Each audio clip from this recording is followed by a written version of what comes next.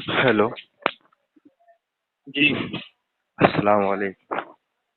وعلیکم السلام۔ تنویر صاحب بول رہے ہیں؟ جی خیریت سے ہیں حضرت؟ الحمدللہ۔ آپ کا میں نے نمبر فیس بک سے لیا تھا حضرت۔ جی جی، 5 منٹ لے سکتا ہوں آپ کے کچھ علمی استفادہ حاصل کرنے کے لیے؟ جی جی بتائیے۔ جی، ابھی ایک مفتی سے بات ہوئی تھی ہماری ایک جی مسئلہ کو لے کر۔ ہوں میرا پورا خاندان حضرت حنفی ہے، جی میں بھی پہلے حنفی تھا، تو ہوں کچھ تقلید پر تشفی بخش جواب نہ ملنے کی بنا پر میں نے تقلید کو چھوڑا۔ جی جی، میرا ان سے سوال یہ تھا کہ ایک غیر مجتہد کا مجتہد کی تقلید کرنا واجب ہے، ہوں اور واجب جو ہوتا ہے فعل امر سے ثابت ہوتا ہے، تو اس ہوں فعل امر کا وجوب پوری امت پر ہوگا، تو اس سے مجتہد مستثنی کیسے ہو گیا؟ جی یہ میرا سوال ہے مختصر سے۔ یعنی مجتہد کو بھی کسی کی تقلید کرنی چاہیے؟ کیونکہ انہوں نے آیت جو پیش کی تھی اولی الامر، اس سے انہوں نے وجوب ثابت کیا تھا کہ مجتہد کی تقلید کرنا یہ واجب ہے، تو واجب ہوں ہو گیا تو یہ مسئلہ یہ پوری امت پر واجب ہوگا نا، کیونکہ وجوب کے لیے فعل امر چاہیے۔ ہوں اب مجتہد اس سے کیسے مستثنی ہو گیا اس فعل امر سے؟ اب ایسا تو نہیں ہے کہ اتنا علم حاصل وہ کر لے کہ قرآن اور حدیث سے نصوص نکال کر وہ امت کے سامنے رکھ دے، تو علم تو معیار نہیں ہے نا مستثنی ہونے کے لیے۔ نہیں تو مطلب آپ کے کہنے کا یہ ہے کہ مجتہد کو بھی کسی کی تقلید کرنی چاہیے؟ نہیں نہیں، میرا مطلب یہ آپ نہیں ہے۔ آپ کی نہیں مطلب ایک چیز یہ تو آپ کی بات سے نکل رہی ہے نا کہ یعنی کہ جب وجوب ہے تو ہر ایک پر واجب ہونا چاہیے، جی یعنی مجتہد کے لیے بھی تقلید ضروری ہونی چاہیے، یعنی کہ وہ بھی کسی کی تقلید کرے۔ نہیں، اصل میں واجب جو ہے نا وہ غیر مجتہد کے لیے ہے، تو واجب کے ہاں لیے دلیل دیتے ہیں فعل امر سے دیتے ہیں، تو اس فعل امر میں مجتہد مستثنی کیسے ہو گیا؟ کیونکہ حکم تو فعل امر کا ہو رہا ہے نا، مجتہد تو بعد میں آئے گا، ہاں میں سمجھ گیا آپ کی بات کو، تو اس سے مستثنی لیکن کیسے ہوا مجتہد؟ مطلب دیکھیے آپ کی اس بات سے یہ چیز تو نکل رہی ہے نا کہ اگر ہر ایک کے لیے تقلید واجب ہو رہی ہے تو وہ مستثنی نہیں ہونا چاہیے، بلکہ اس کو بھی مقلد ہونا چاہیے کسی نہ بے کسی کا۔ شک بے شک۔ یہی کہہ رہے ہیں نا؟ جی، تو اس میں مطلب آپ کو کیا ہے مطلب بس جاننا یہی ہے کہ مجتہد کیسے مستثنی ہوا اس فعل امر سے۔ مجتہد کیوں مستثنی ہو گیا؟ تو یہ تو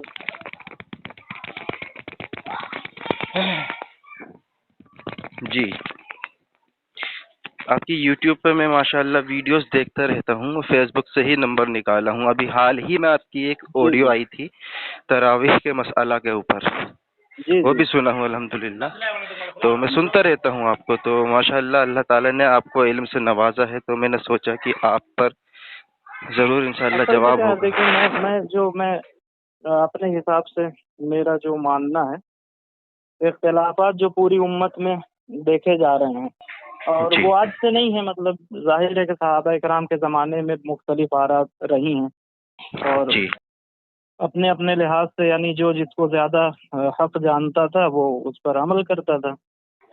جی تو اگر آج بھی اب جو تقلید کے معاملے میں بھی جو ایک ایکسٹریم رویہ تو ہے کہ نہیں ایک دم آپ نہیں کریں گے تو جیسے کہ غیر مقلدین کو ایک دوسرے کھاتے میں ڈال دیتے ہیں، تو بہرحال میں تو ان میں سے نہیں ہوں کہ میں ان کو مطلب کچھ جو سخت حکم وہ لگاتے ہیں وہ میں لگا دوں، میں تو اتنی ہمت نہیں کروں گا، جی تقلید کی وجہ سے نہیں کروں گا مطلب۔ جی، ہاں اصل میں اب پھر رہی میرا بات، سوال جو تھا اس پہ تھوڑی آپ تشفی بخش روشنی ڈالیں کہ اس سے مجتہد کیسے مستثنی ہو گیا، اور اگر میں آپ بقول آپ کے کہ آپ تشدد اختیار نہیں کرتے، اس کے باوجود بھی آپ کہہ رہے ہیں کہ میں حکم نہیں لگاؤں گا، تو واجب کا اگر میں انکار کرتا ہوں تو میرے پر حکم کیا لگے گا؟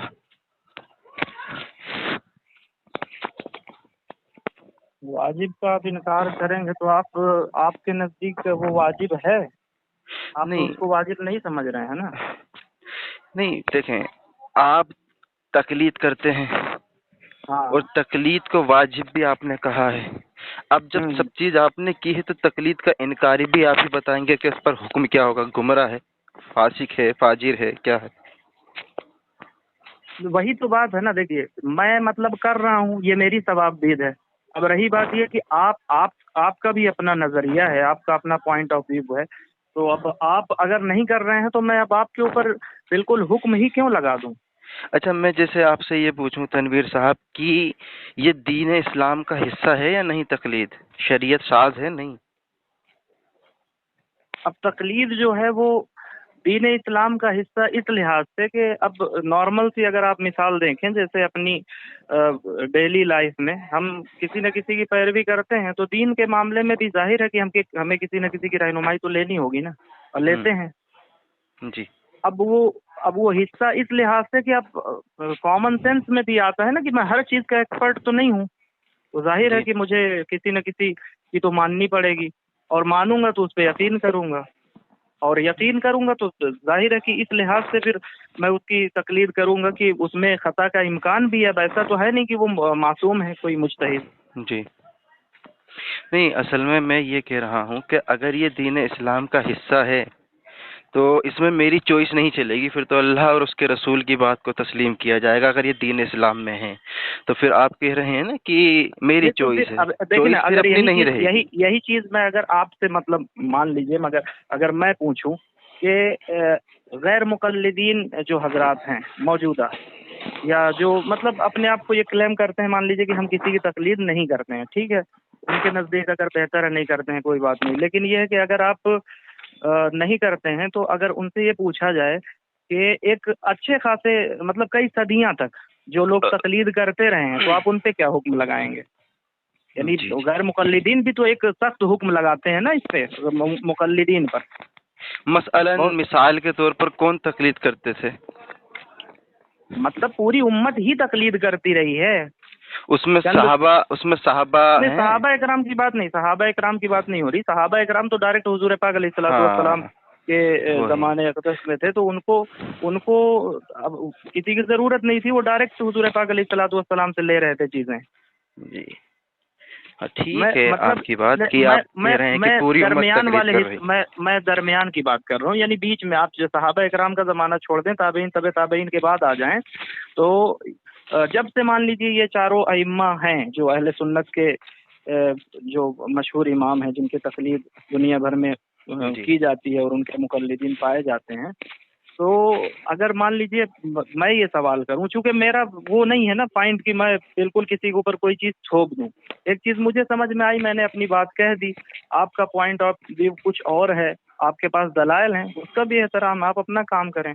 ہاں، یہ ہے کہ اپنی اپنی بات رکھنے کا جو ہے، کیونکہ اگر آپ یہ کہیں گے کہ تقلید نہ کرنے والے کے لیے کیا حکم ہے، تو میں یہ کہوں گا کہ جو تقلید کرتے ہیں ان کے اوپر بھی اہل حدیث حضرات جو ہیں، جو غیر مقلدین ہیں، وہ بھی تو بڑا سخت حکم، دونوں ایک دوسرے کے لیے سر لگاتے ہیں، تو اس سے کیا فائدہ کیا ہے؟ میں اگر یہ کہوں کہ اللہ اور اس کے رسول اور ان کے صحابہ تابعین سے جو ہمیں عمل نہ ملے، وہ عمل اگر ہم کر لیں، کیا وہ آپ کے لیے شریعت بن جائے گا؟ یہ میں جاننا چاہتا ہوں۔ جیسے آپ نے اقرار کیا کہ صحابہ سے ثابت نہیں، تابعین سے ثابت نہیں، تو وہ عمل اگر آپ کریں گے تو وہ کیا شریعت ہے؟ دیکھیے، رہی بات اگر آپ یہ کہیں کہ امام ابو حنیفہ کی تقلید کی جاتی تھی، تو پہلی بات تو یہی ہے کہ وہ اس زمانے میں تھے نہیں، یہ زیادہ سے زیادہ ان کا تابعی ہونے کا جو مطلب دونوں طرح کا کلیم ہے۔ حنفی تو یہی کلیم کرتے ہیں کہ بھائی وہ تابعی ہیں، اور دوسرے حضرات جو ہیں وہ بہت سے وہ بھی ہیں جو کہتے ہیں کہ نہیں، تابعی نہیں ہے، تبع تابعین میں سے ہوں گے۔ تو اچھا، جیسے کہنے کا میں یہ کہہ رہا ہوں، ماشاء اللہ آپ بہت سنجیدہ انسان ہیں، ابو حنیفہ رحمہ اللہ اور چاروں ائمہ کی تقلید جو لوگ کرتے ہیں، کیا ان ائمہ سے ہی یہ بات ثابت ہے کہ انہوں نے اپنی تقلید کرنے کو کہا ہے؟ नहीं नहीं, वो तो कोई भी नहीं कहेगा ना। تو پھر کیا وجہ ہے کہ جو اجازت نہیں دے کے گئے میری تقلید کرنا، اس کے باوجود بھی تقلید کی وہ جائے؟ تو آپ بھی جانتے ہیں نا کہ امام ابو حنیفہ کے متعلق ہے کہ جب وہ آپ نے فرمایا کہ جب میرا صحیح حدیث مسئلہ مل قرآن جائے حدیث سے تو ہاں ٹکرائے تو قرآن ہاں حدیث کو ہاں مان لینا۔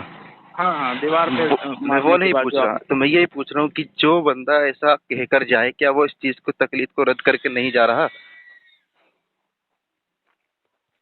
اور آپ یہ دیکھیں کہ تابعین ہی کے زمانے میں مان لیجئے دوسرے جو ان سے بھی پہلے کے لوگ ہیں، اگر آپ ان کو اٹھا کر کے دیکھ لیں تو الگ الگ علاقے میں، چونکہ آج کی طرح کا زمانہ نہیں تھا کہ دنیا جو ہے گلوبل ولیج بن گئی ہو، تو اپنے اپنے علاقے میں لوگ ایک ایک کسی نہ کسی عالم کی بات مانتے تھے یا نہیں مانتے تھے، کسی بھی بڑے آدمی کی، آپ کسی بھی بڑے سے بڑے محدث کی یا بڑے فقیہ کی آپ مثال لے لیں۔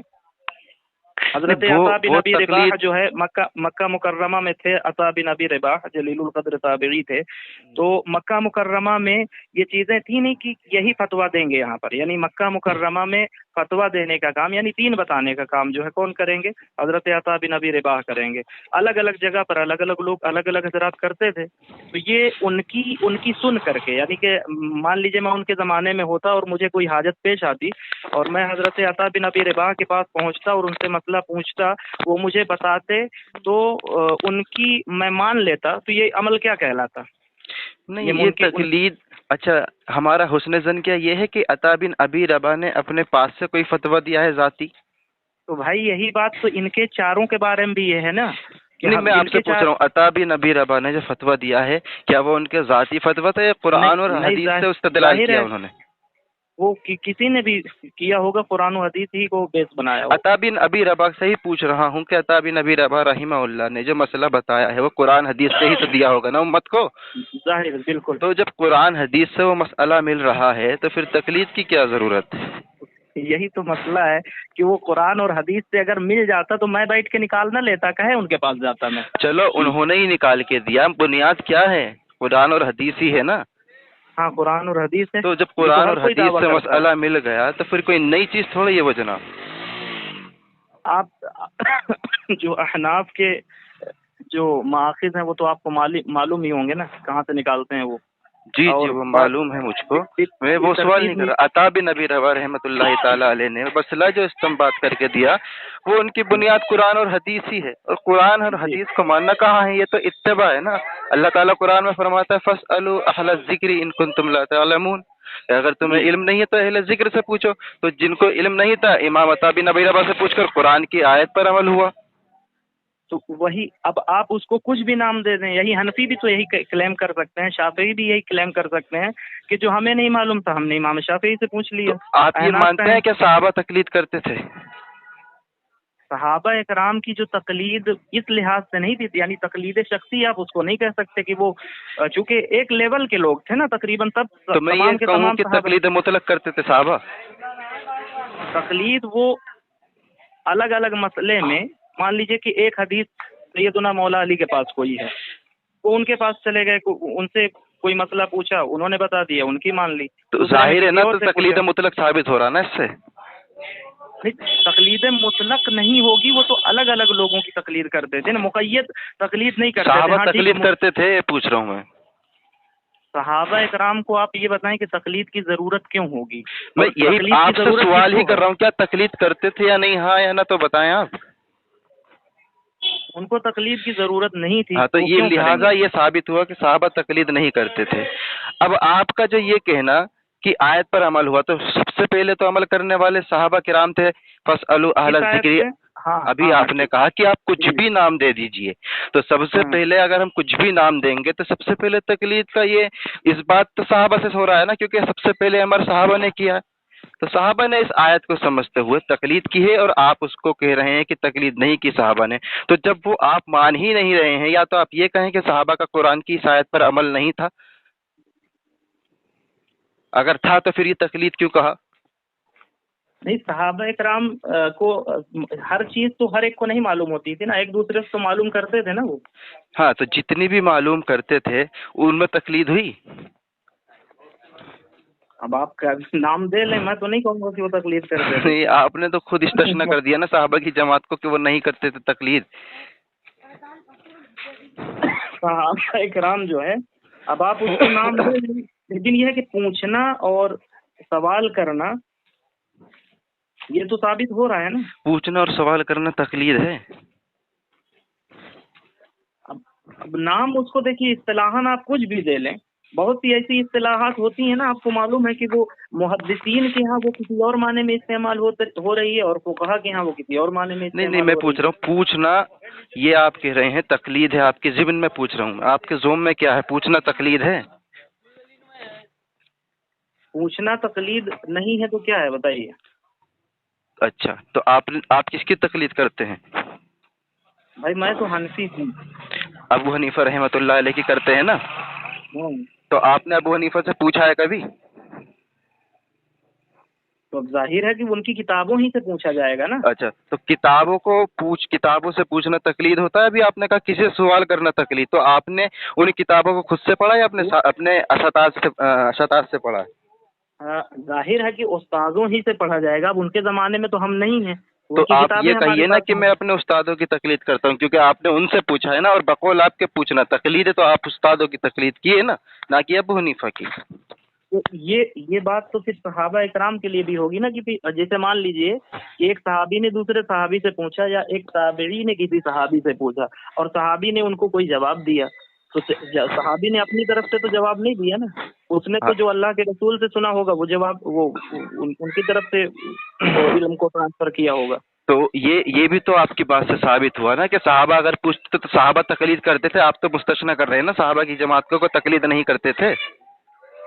मतलब कुल मिला करके ये है कि लफ्ज पे झगड़ना नहीं है। बाकी रही बात ये कि आप नहीं, उसको तो मैं वजाहत करूंगा ना उसको कि क्या समझना है। लफ्ज पर झगड़ा नहीं है, अमल पर नहीं है, वो मैं वजाहत करूंगा। पूछना अगर तकलीद है तो बकौल आपसे जैसे आप दलील पेश कर रहे हैं कि साहबा ताबईन साहबा से पूछते थे, तो ये तकलीद हुई ना फिर। हेलो, तकलीद हुई तो अब आप नाम दें ना उसको, तकलीद हाँ, है तो या नहीं। अब ये मुझे बता दें, इस रूए जमीन पर अल्लाह के रसूल के बाद सबसे बड़ी हस्तियां कौन सी हैं? आपको मालूम है साहबा किराम है ना। और इसकी शहादत अल्लाह ने भी ली है ना, इन आमनु बी मिस्ली मा आमनतु बिही फक़द इहतदौ। अगर इनकी तरीके से ईमान लाए कामयाब हो जाओगे। तो इन साहबा, इन हस्तियों के मौजूद होने के बाद भी क्या ये गुंजाइश है कि दीन में 4 अइम्मा को तस्लीम किया जाए? आप ये बताइए कि इन 4 अइम्मा को क्या अल्लाह के सहाबा इकराम के मुकाबले में या माज़अल्लाह अल्लाह के रसूल के मुकाबले में कोई तस्लीम कर रहा है? नहीं नहीं, वो नहीं कह रहा, नाउज़ुबिल्लाह। हमारा तो अकीदा है और आपका भी हम जानते हैं, ये अकीदा नहीं कि सहाबा और ये चारों अइम्मा के दरमियान मुकाबले में ला रहे हैं। बात ये है कि अगर आप इस चीज को तकलीद कह रहे हैं और पूछना तकलीद है, ताबईन ने साहबा से पूछा तो साहबा की तकलीद हुई है, तो आपके यहाँ पर मुझे ये बता दें, तकलीद मुजतहिद की होती है गैर मुस्तहिद की होती है? जैसे कि शुरू में आपने वजाहत किया कि तकलीद जो होती है वो मुस्तहिद की होती है, ना कि गैर मुस्तहिद। तो क्या मैं मान लूं कि तमाम सहाबा किराम मुजतहिदीन में से थे? मैं पहले आपको बता दूं, जितने मुनाजरे होते रहे हैं मुकल्लिदीन और गैर मुकल्लिदीन के दरमियान या बरेलवियों देवबंदियों के दरमियान या किसी के भी दरमियान, तो अगर आप मुनाजराना उस पे आ जाएं और मतलब नहीं हजरत, मैं सिर्फ आपसे पूछ रहा हूँ कि साहबा की तकलीद अगर हम कर रहे हैं, तकलीद तो मुस्तहिद की होती है ना। एक बात बता रहा हूँ ना, वो अगर उस पे आएंगे तो आज तक बताइए कोई हल निकला है उसका? नहीं, हल तो निकलेगा इंशाअल्लाह, अगर वो हल हकाइक पर मबनी होगा। हकाइक पर अगर मबनी हुआ तो जरूर निकलेगा ना। वही मैं आपसे पूछ रहा हूँ। तकलीद आप करते हैं, वजाहत भी आप ही करेंगे ना जनाब, मैं थोड़ी करूंगा। मैं तो मुद्दा आले हूँ, आप मुद्दा ही है ना तकलीद के, मैं तो मुनकिर हूँ। तकलीद हम करते हैं तो इमाम अबू हनीफा की अगर हम तकलीद करते हैं तो आपको ये मालूम है ना कि इमाम अबू हनीफा किस तरह से मसाइल को लेते हैं। पहले कुरान से लेते हैं, फिर हदीस से लेते हैं, फिर सहाबा इकराम के अक़वाल से लेते हैं, जब उनको इन जगहों पर चीजें नहीं मिलती हैं। मान लीजिए एक मसला पेश कर दे मुझे जो अबू हनीफा ने कुरान हदीस से लिया हो, एक मसला जिसमें आप तकलीद कर रहे हैं। तो आप ये बताएं कि कौन सा ऐसा मसला है जो उन्होंने कुरान और हदीस के खिलाफ ले लिया? नहीं, आप ही तो पेश करेंगे ना। आप मसाइल वो तो सब मसाइल पूरे इस्तिहादिया में ही तो इनकी तकलीद करते हैं ना। तो वो हाँ कौन सा इत्तेहादी मसला है मसाइल, इस्तिहाद का, कौन सा मसला है जो इस्तिहाद का है, एक पेश करें। जो भी इत्तेहादी मसला होगा कोई, तो उन्होंने कुरान और हदीस के उसूल के खिलाफ जा करके कहाँ से मतलब, और उस पे अमल भी हुआ है अहनाफ का आज के वक्त में। नहीं, उसूल के खिलाफ तो मैं बात ही नहीं कर रहा, वो तो आपने खुद तस्लीम किया है कि गलती का इम्कान है मुस्तहिद से और इस पर सवाब भी है ना, अजर की बात नहीं है। मैं ये कह रहा हूँ कि एक मसला तो आप इस्तिहादिया बयान करें जिसमें आप तकलीद करते हैं अबू हनीफा की, जो कुरान और हदीस में ना हो, आपको अबू हनीफा की तरफ रुजू करना पड़ा हो। अरे आज के ज़माने के बहुत से मसाइल आप देख लें, उनमें बल्कि इमाम अबू हनीफा के भी अक़वाल नहीं मिलेंगे, बाद वालों के अक़वाल पे हम अमल कर रहे हैं, सभी अमल कर रहे हैं, आप तकलीद किसकी करते हैं जनाब? आप अबू हनीफा की करते हैं, तो अबू हनीफा से एक मसला इस्तिहादिया तो बयान करते हैं। मैं भी तस्लीम करूं कि आप वाकई में इस्तिहादी मसाइल में उनकी तकलीद करते हैं, वो मसला कौन सा है?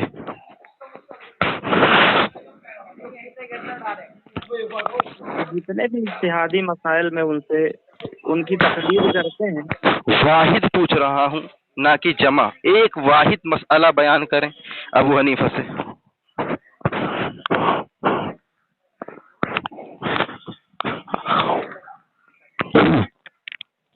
हाँ बताइए।